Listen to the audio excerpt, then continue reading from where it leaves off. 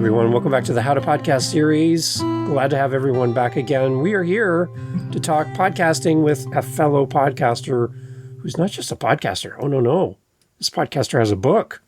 Right. And you need to buy the book. Yes, you do. And there'll be links in the show notes to do so. And if you've ever wanted to be a guest on a podcast or you want to be a better podcast host, both things are kind of covered in this book, and Michelle is here to talk about that. Michelle Glogovac, welcome to the How to Podcast series as my guest co-host. Welcome. Thank you. I'm so excited to be here. I can't wait to chat with you. I love saying your last name. It's so... I practice, but I'm like, what a great way. I love that name. Is there a history to this name? Can you? It's my husband's. Fill us in. Okay. Yeah, it's so, Serbian. And it's funny, when we met, I was like, how do I say his last name? And I would walk up and down. I had this long hall in my condo and I would say it over and over. And yet it's so easy. It's pronounced the same way that it's spelled. Yeah.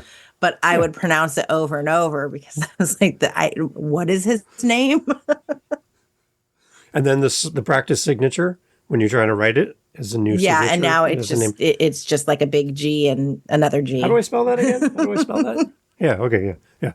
I love it. It's good. I love it. Okay, so tell us, first of all, about your podcast, and then we're going to talk about your book. Okay. But tell everybody about your show. My show is My Simplified Life. It is not a show about organization stuff or Marie Kondo or any of that kind of thing. I've gotten a lot of that. I've gotten pitches too that, I've simplified my life and I've organized this. I'm like, no.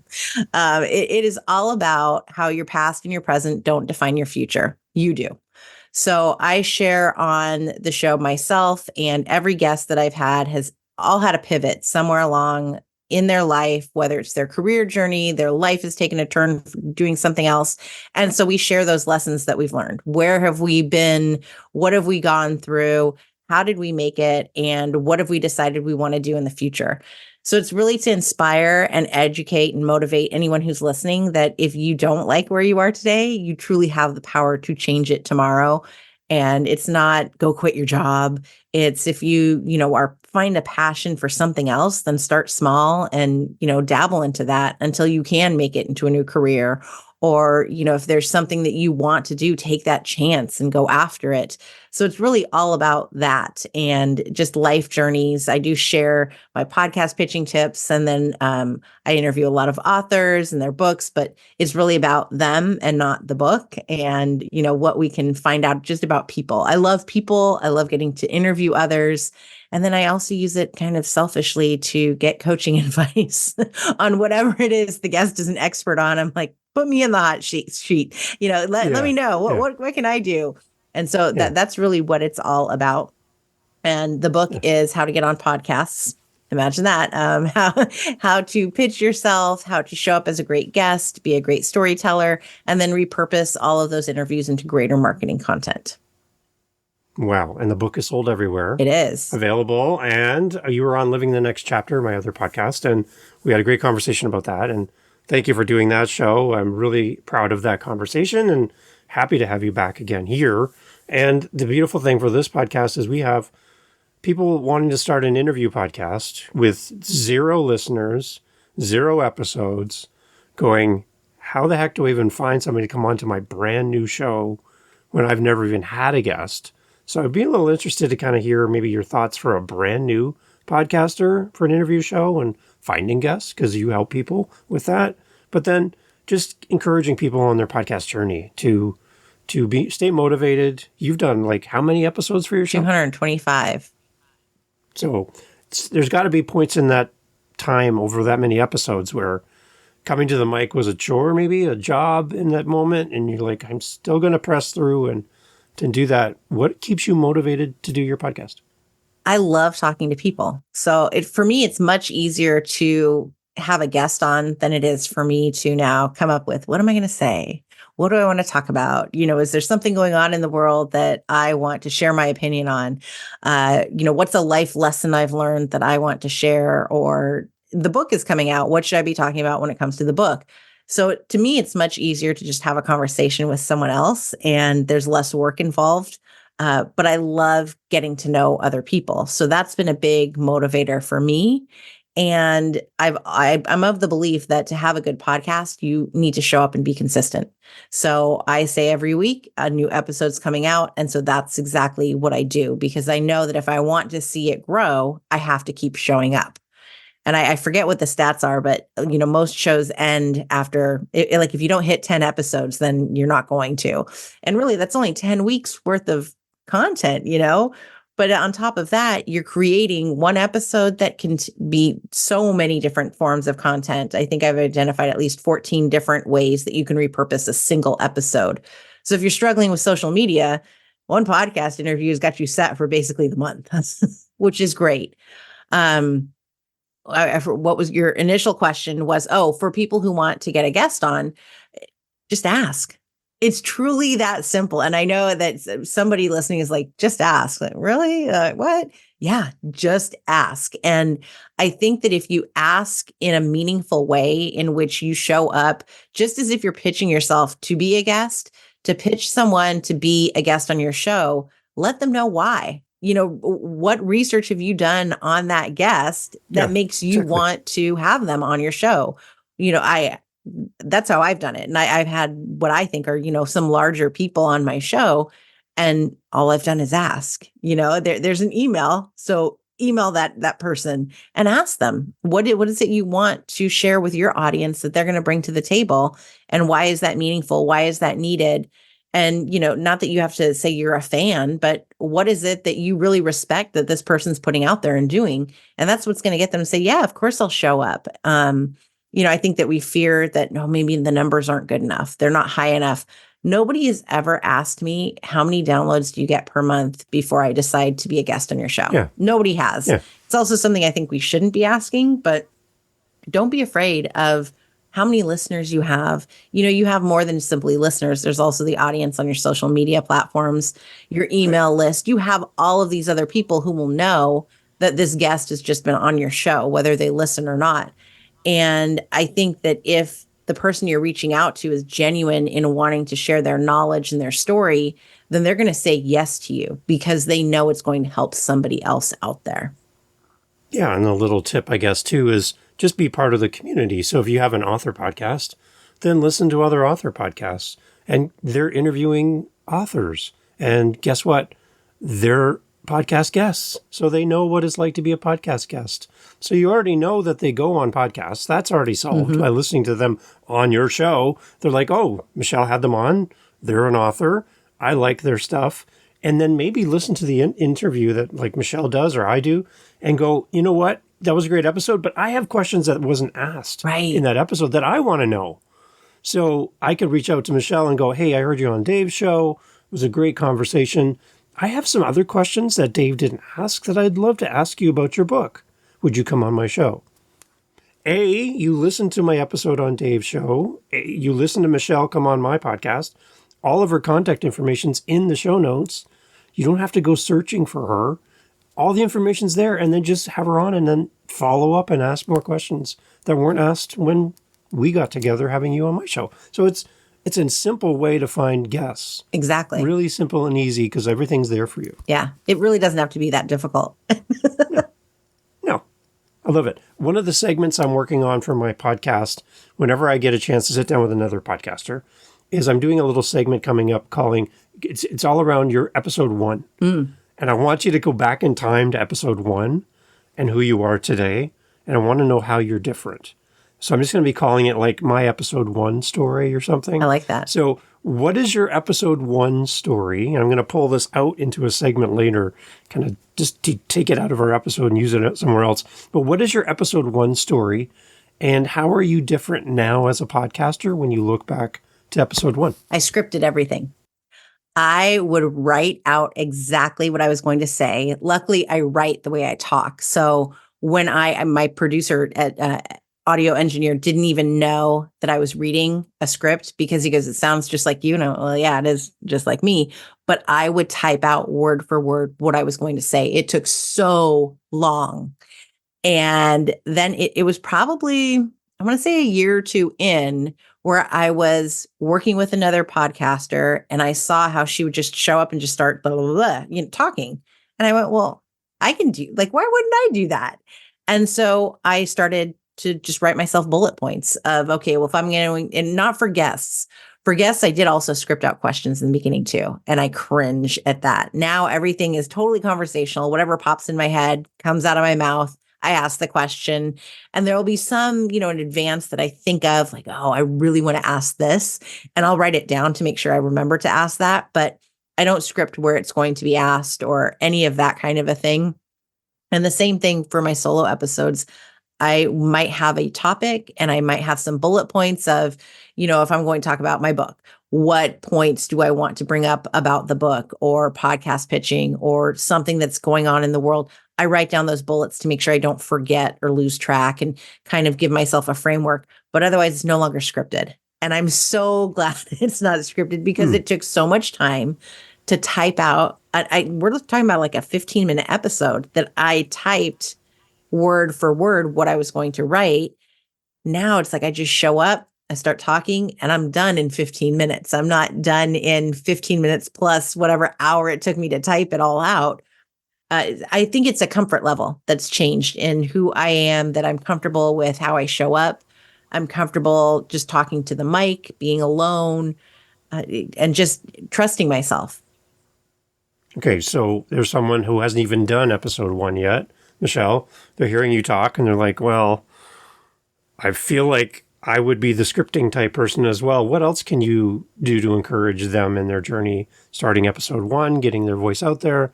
What else did you need to know in that moment that another podcaster, had they kind of come up beside you in those early days, sat down with you and said, Michelle, you got this. What's your advice for somebody looking at episode 1 going, I can't believe I'm going to do this? Just start. Because somebody wants to hear from you and you simply need to just start. And if scripting it makes you feel better the first time, go for it. There's no rhyme or reason in how to do this right or wrong, but simply show up and start is really the only rules that apply. So nobody says that you can't script the first one and not the second one or anything like that. So I think that whatever works for you works for you. But don't be afraid to simply show up and hit record and start talking. We can edit things. So that's the beauty of it. Things can be taken out if there's a pause. I also learned, this was funny because I was producing a show at one time and she was using GarageBand and I use GarageBand for my solos too. And so I know that when I mess up, I hit stop, I'll go back, start to record again. This podcast host did not, and she would just leave it. And so between the editor and I, we were like, oh man, why can't you just go backwards? You can just erase all of that, everybody. You don't have to leave the extra pauses in or say, oops, I need to start over. Just go back if you're all by yourself. Leave those editing parts for when you have a guest on the show and you can't pause and rewind and re-record. But just be comfortable with it and know that mistakes can be edited, and that's beautiful. Yeah. Yeah. So like for me, I'm using Audacity, similar to GarageBand as well. When I'm recording a solo episode, if I have my intro, 4 points, and an outro, I don't try to record it in one marathon recording. I break them up into pieces. So I do my intro and I hit stop, just like you said. I hit stop and then I look ahead, I read to my next point.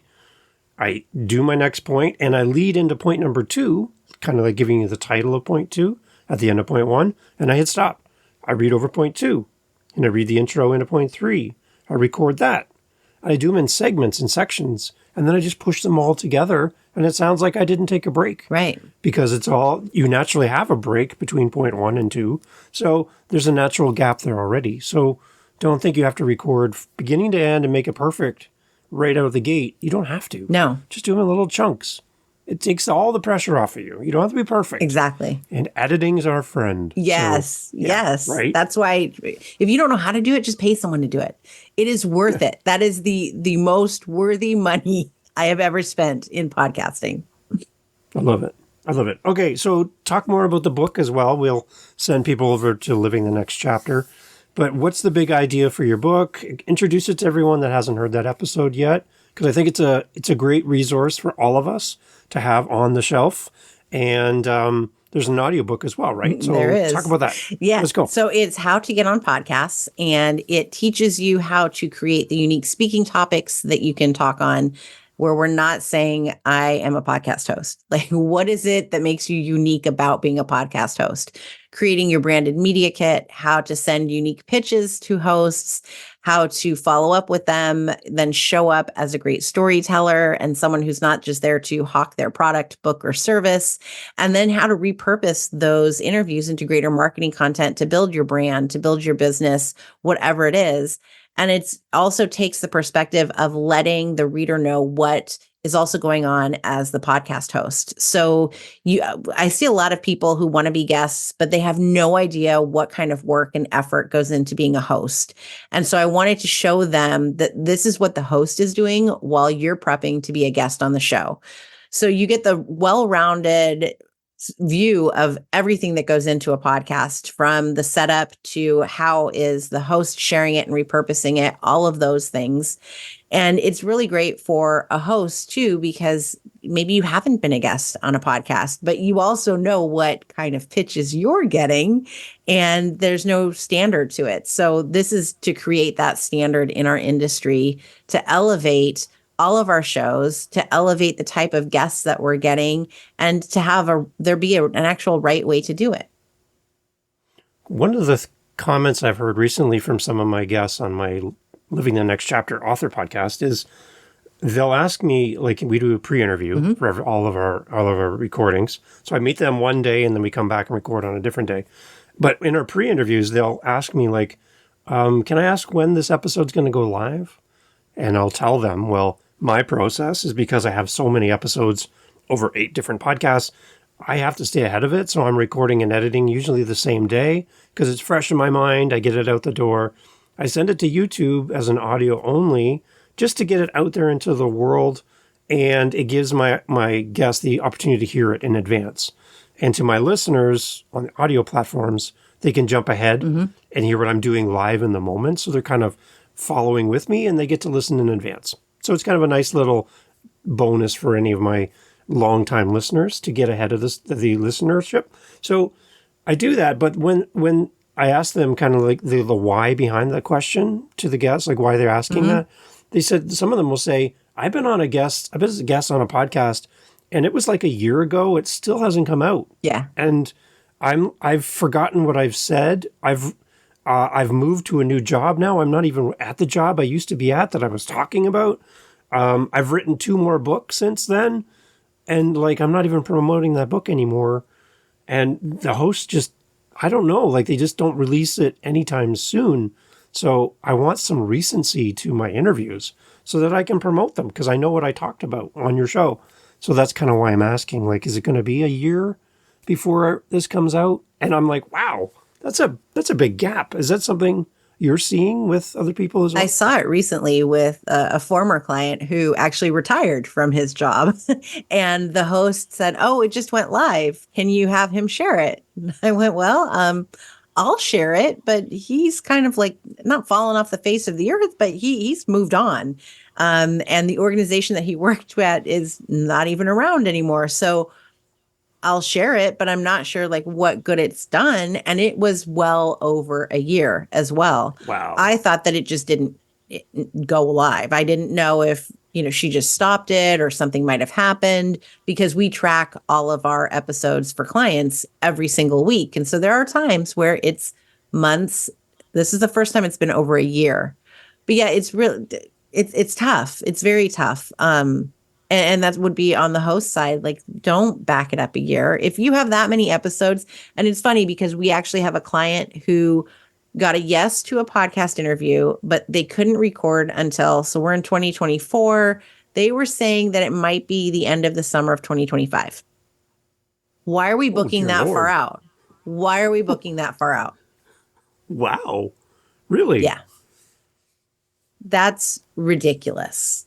So could that be seasons? Like they do a block of episodes and they take a break for a long time and then they come back again. But maybe? to be planning Anything, over right? a year in advance is so long. It's not worth it at that point, especially if you do have a book that's just come out. I get that a book sale is a book sale is a book sale. I always say that, but you're pitching yourself now in the hopes to get those sales now, not for when the next book comes out or whatever it is. waiting a year is a long time. It is a really long time. I don't think that it's acceptable by any means. No. So all the hosts that are listening, don't wait a year, please. And also a big, big tip is to let the guest know when their episode goes live. The fact that my team and I have to chase every week episodes to find out when they've gone live is because that our clients are not being told, and nor are we. Yet we've pitched the client. You have the email, and then you have hosts who say, oh, well, the guests aren't sharing my episode. Well, yeah, they didn't know that it went live. You didn't tell them. You didn't send them links. You didn't send them assets. These are all things that should be done that easily can be created into a process. You know, I have a form email in which it's, hey, your episode has gone live, and below are the links, and it starts with show notes, Apple Podcasts, Spotify, and I plug in the link for that episode, and then I attach all of the social media graphics that I've created that have quotes in it. And of course, the show notes that they link to, it has the player embedded. It has the transcript they can download. It has everything. And I say, here you go, the day it goes live. That's all you need to do to help instigate the person to share. And yet we have hosts who aren't sharing. There's a lot of standards on both sides for the guest and the host. So it's not one or the other isn't doing the right thing. It's both sides are not showing up in the proper way. Yeah. And I think you talk about this in your book as well, though, is for guests to realize that a lot of podcast hosts are doing this as a hobby on the side. Right. They have a full-time job. They have family. They have responsibilities. They have, I wasn't going to say this, they have tax season. They have things going on right in the background that are really kind of taking up their week. Right. And the chance, they're not a business. They're not 40 hours a week with a team of 12, right? Yeah. Just remember that it's not an excuse, but just to be aware that your host has other things going on. Because I know for me, I work a night shift. And so I'm at 3 a.m., I'm checking emails because that's my lunch break. And all of my people that I would work with are sleeping. So I'm usually responding at 3 a.m. and getting weird questions like, why are you up at 3 in the morning? It's because I'm at work. But I sleep during the day. So I wake up in the evening to go to work, and I have a inbox that's packed with, hey, where's this? What's this? How's this? Follow-up question. Can we reschedule? I'm sleeping at that point, right? I'm not full-time. I wish I was, but I'm sleeping when all these emails come in. So just understand there's some give and take here. We can all work together. And if we all have the same desire to do a great podcast, promote it well, honor our guest, honor our host, if we're all on the same level and same page here, I think it'll work really well. So I like that you brought that out in your book that, hey, guest, just remember, your host might not be doing this on a full-time basis. Yeah. So don't follow up in 24 hours. Don't follow up 2 days later. I have in my inbox that I know for sure right now, 3 emails. One's from an agency where they pitched me 4 people. She followed up in less than a week saying, have you looked at it? Like, no, you sent me 4 pitches. That is a lot of work. None of the media kits were sent over. So that's more homework on my end. I have another one that it came in on Sunday night. Sunday was Easter. So I read it and then I clicked mark as unread so I don't forget about it. One just came in this morning.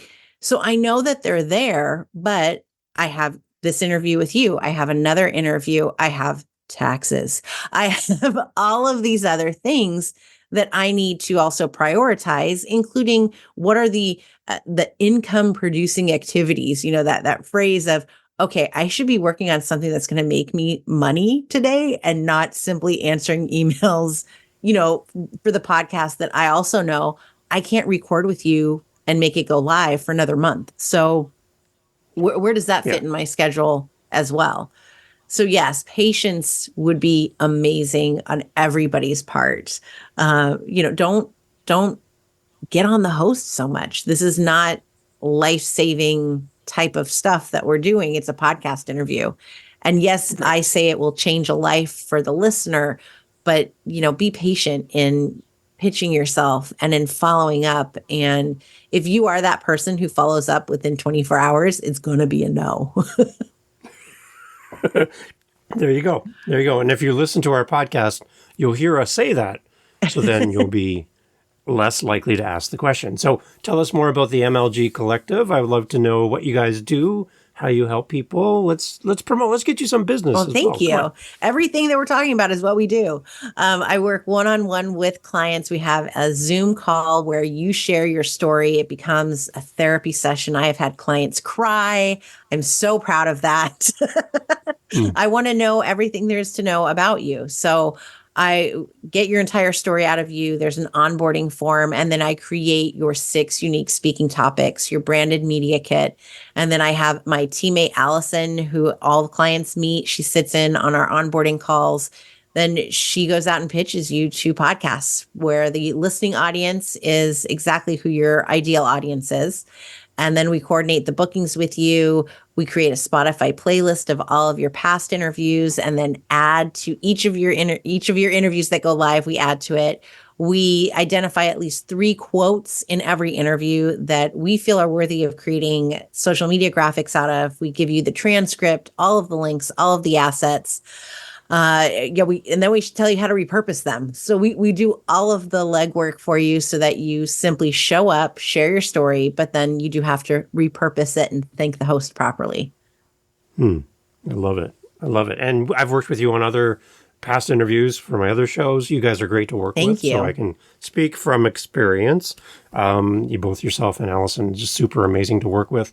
And some great guests too, like really quality guests. Yes. When I get pitched all the time from people, they find my email address somewhere and they send me a pitch that makes no sense. I had somebody reach out to me and they're like, "Hi, Amy, we would love to have somebody on your show. Their name is so-and-so. They'd be awesome for your How to Podcast series."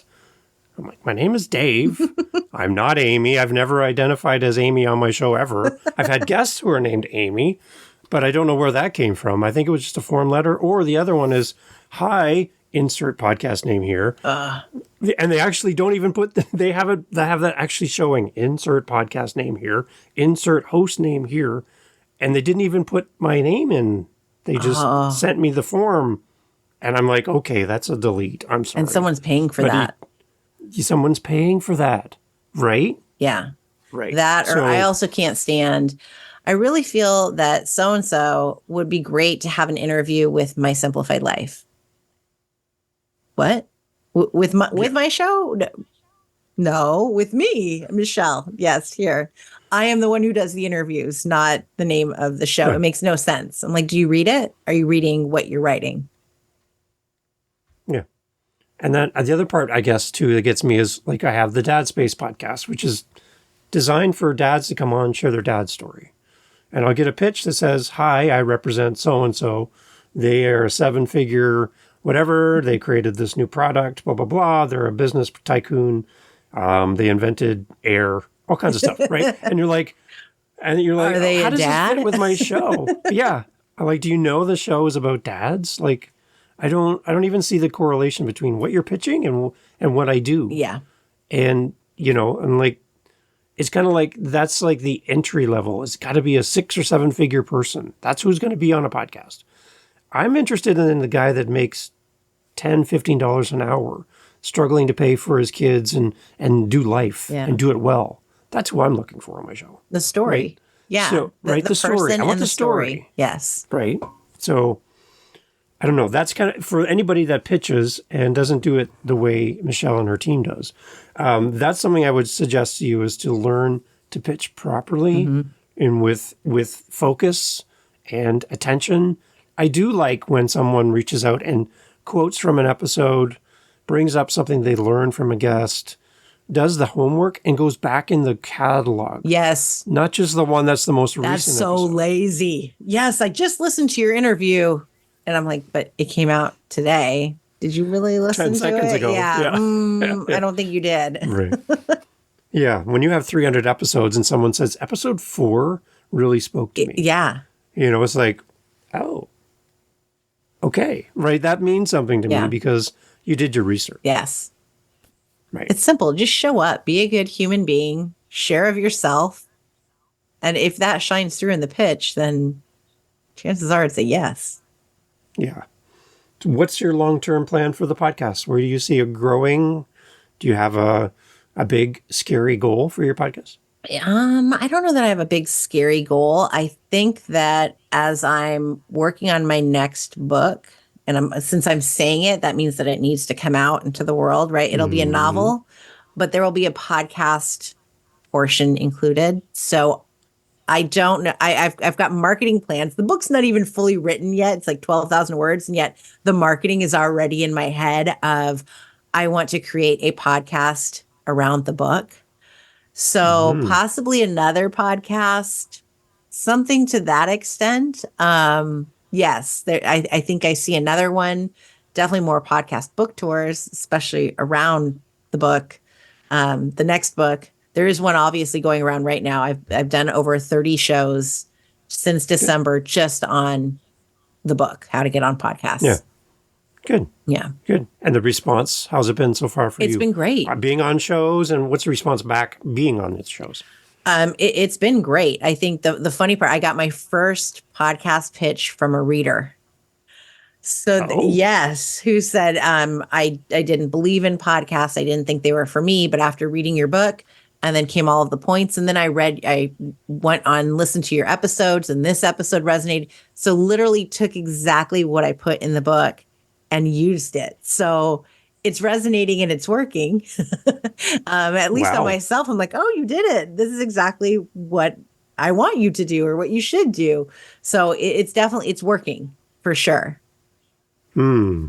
That's a good thing. And I love the audiobook. Thank You you. keep me company at Oh, work. The two of us are working together. I'm sure you're fast asleep, but your voice keeps me oh, company and I thank love it. you. You did such a great job on the It was a audiobook. And blast. you said something on Living the Next Chapter about recording the audiobook that caught me off guard about you having to do something Oh, to be the voice of your I audiobook, had to, which I had no yeah, idea. Could you tell I everybody, had to please? audition twice to be the voice of my own book, despite having over 200 podcast episodes. And I could not submit my podcast episodes as my audition.